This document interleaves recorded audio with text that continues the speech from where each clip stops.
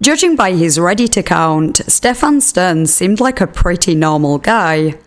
He often shared photos of his Tamagotchis, gave advice to other users on subreddits like Advice for Teens and Am I the A-hole, and mentioned his stepdaughter, who he seemed a good father figure to. But this was all a facade. Behind the scenes he was an absolute monster, and no one found out until it was too late. Let's investigate.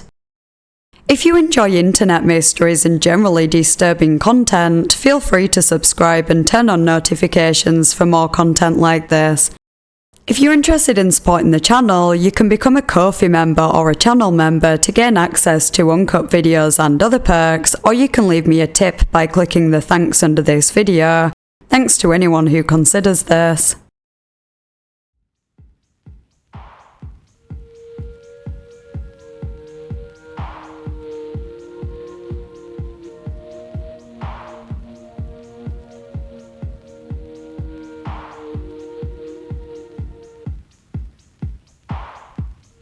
This video will cover the essay and murder of a child. Viewer discretion is advised.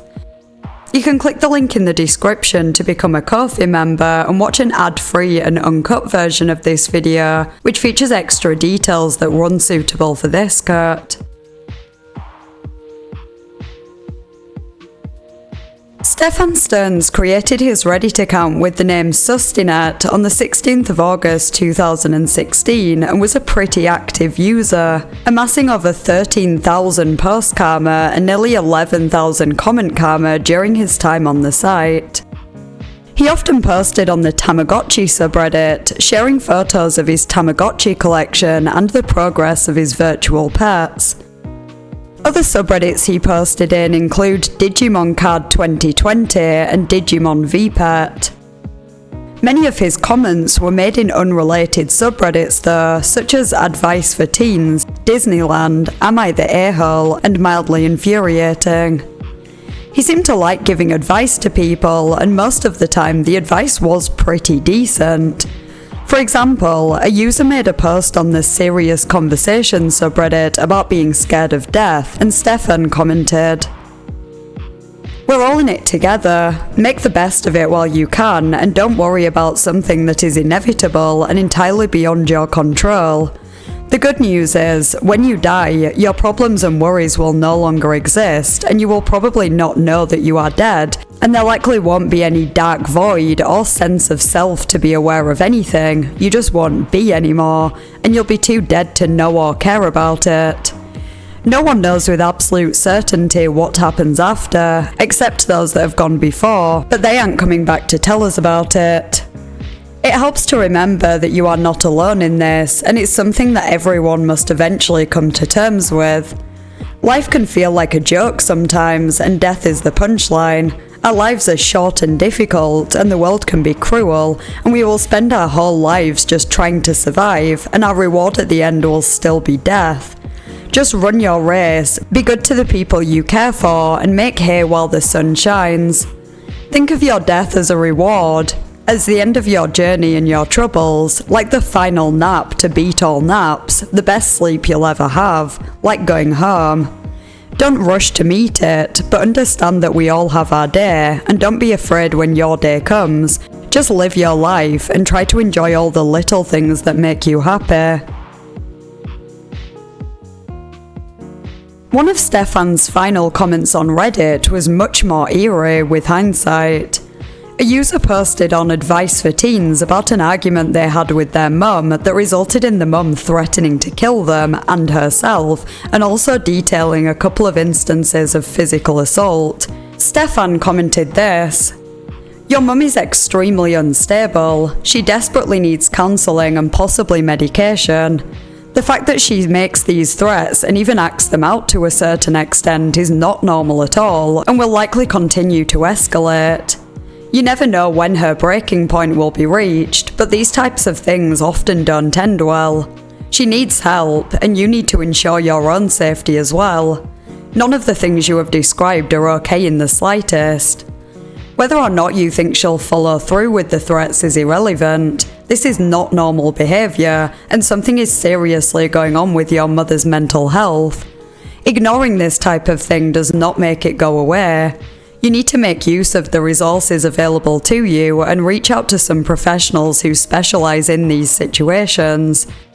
Other commenters have provided links to that effect already. Please make use of them, because it's happened too many times already, and she's going to snap at some point, maybe on you, maybe not, but it won't be good for anyone involved.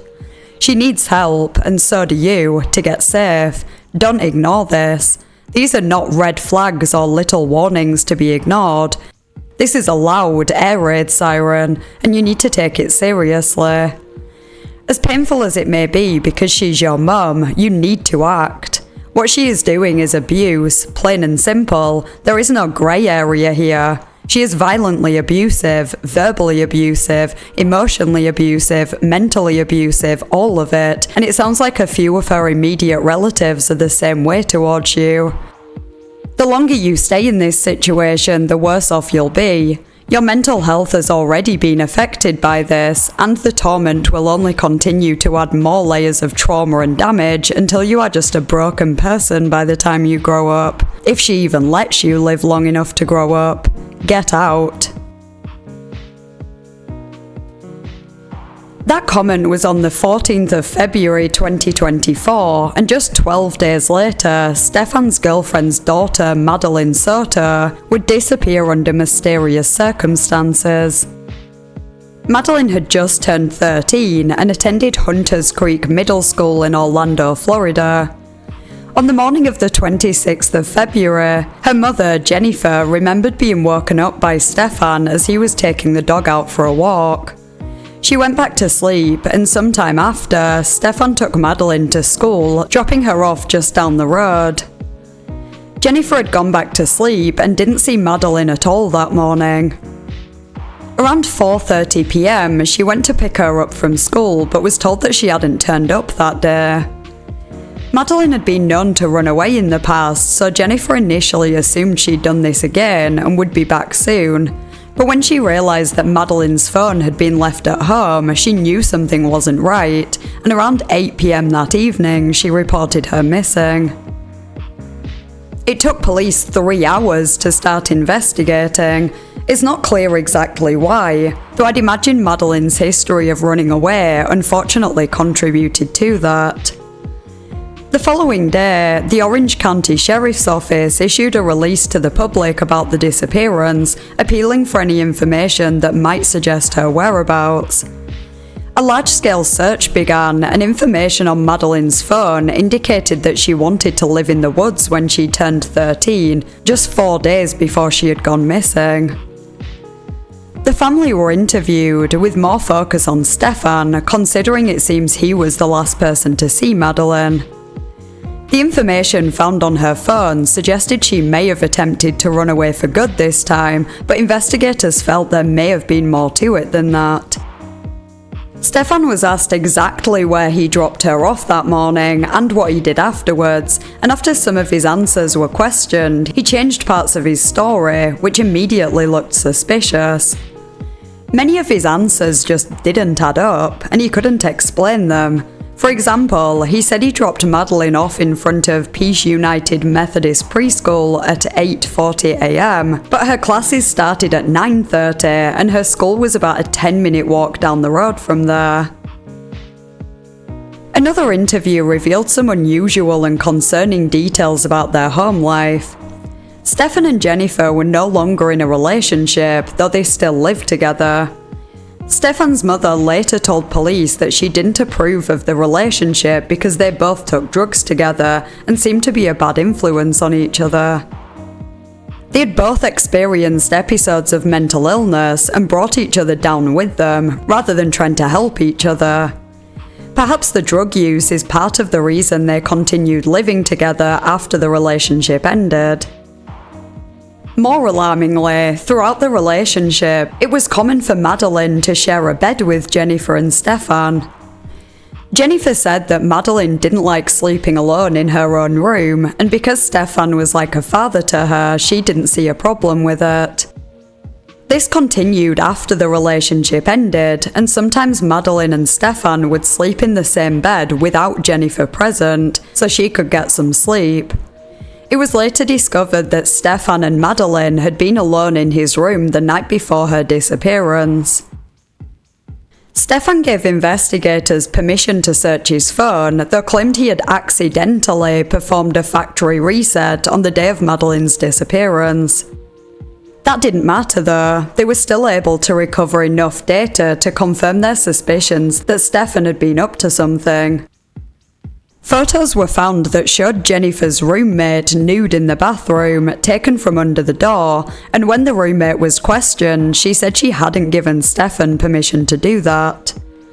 Things took a much darker turn when they found hundreds of disturbing images and videos of CP, some reportedly including Madeline, who had allegedly been SA'd by Stephan for years. He was arrested and charged with battery and possession of child SA materials. Investigators had already been suspicious of Stephan's story relating to Madeline's disappearance, and the discovery of all this inappropriate content on his phone certainly suggested he might be the type of person who was capable of harming her. It wasn't long before her backpack and school laptop were found in a dumpster, and at this point, it seemed more likely than not that she was no longer alive, and Stephan was the main suspect. CCTV footage from the day of her disappearance showed Stephan driving a car, and Madeline could also be seen inside, but it's likely she was already dead at that time. On the 1st of March, her body was found in a wooded area around a 30-minute drive from her school. Police believed she was murdered in her home, then transported there, before her belongings were dumped. Her cause of death was later revealed to be homicide by strangulation. Jennifer had initially defended Stephan and believed he had nothing to do with Madeline's disappearance, but turned on him after the CP was found on his phone, apparently describing him as a master liar and master manipulator.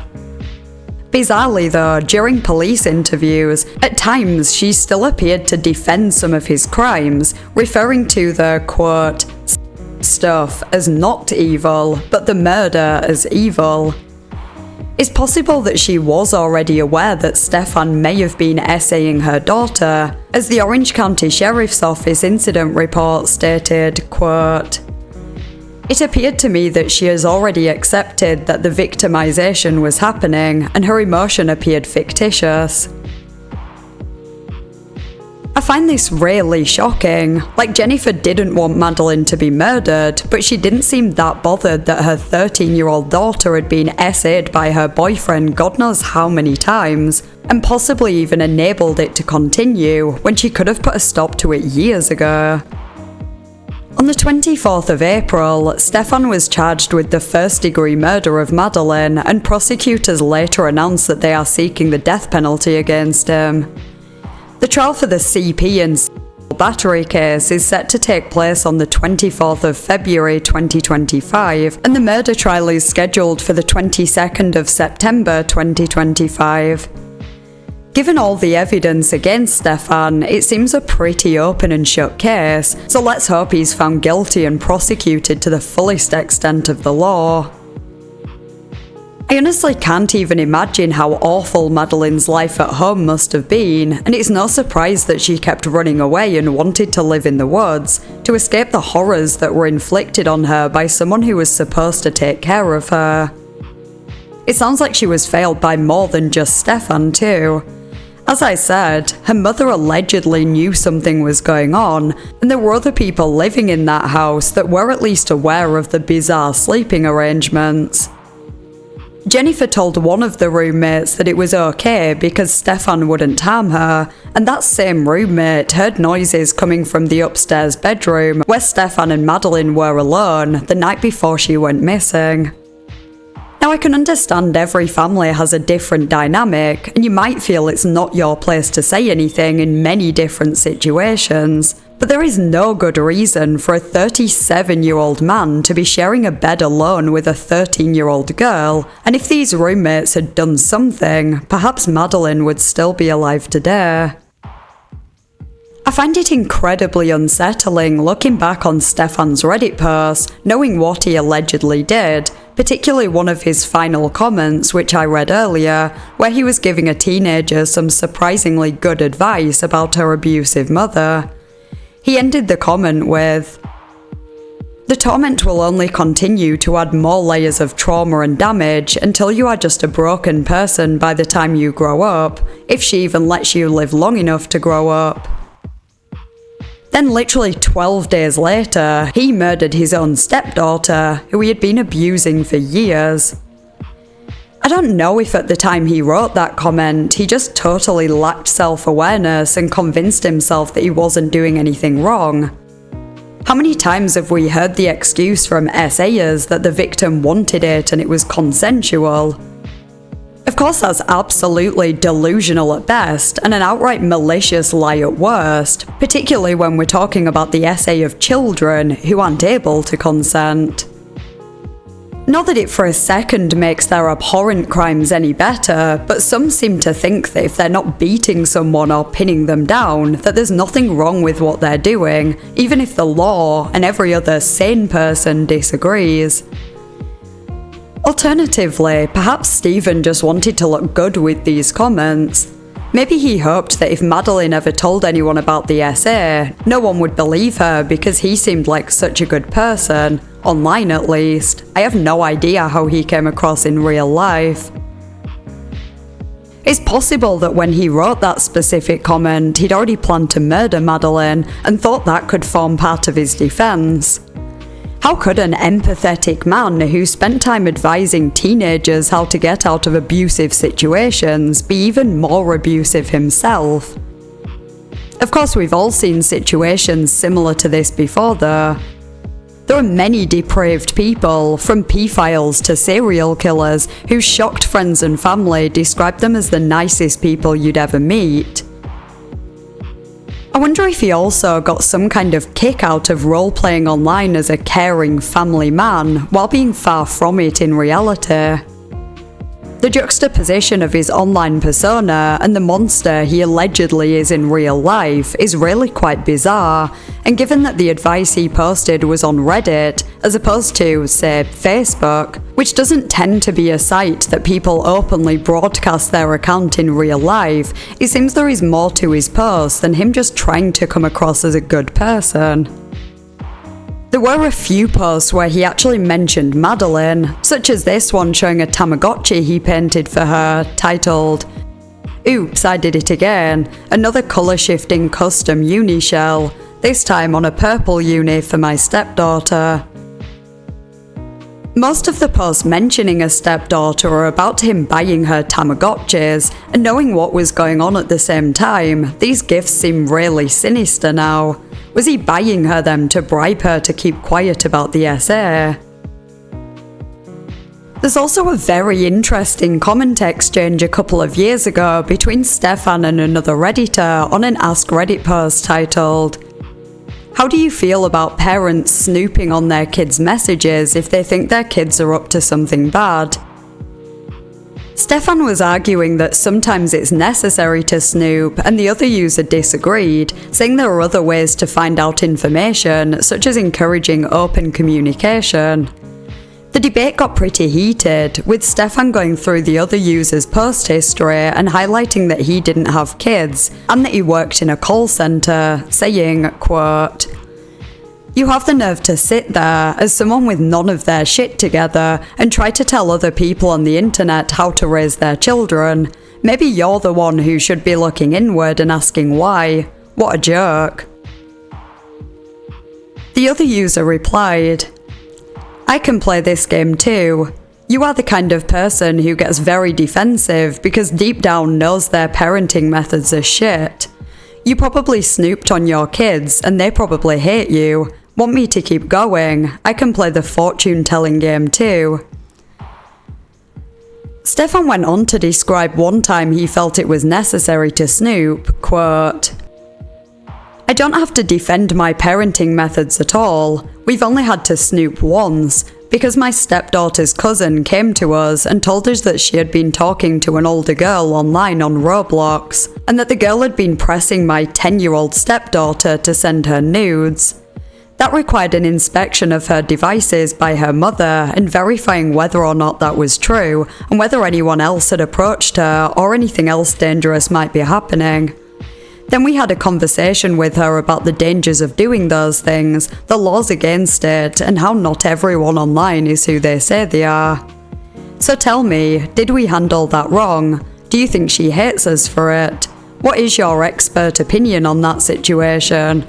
Oh right, I forgot. I don't give a flying F about your opinion on the matter, because you have literally zero experience and your opinion is worthless. Thanks for trying though. I don't know if this actually happened, or if Stephan just made it up to add to his points, but it's interesting that he chose to make a point about someone trying to get Madeline to send her nudes, when he was allegedly doing the same, and much worse. It's also interesting how he says he had a conversation with her, telling her that not everyone online is who they say they are, when that was absolutely true for him. How defensive he got in this debate is pretty telling. It's like despite him being an absolutely awful parental figure for Madeline, he just couldn't stand someone to question the facade he'd created online. Interestingly, the other user seemed to see straight through it, even saying at one point, "I wouldn't want you near any kids." If only that user knew how right they were.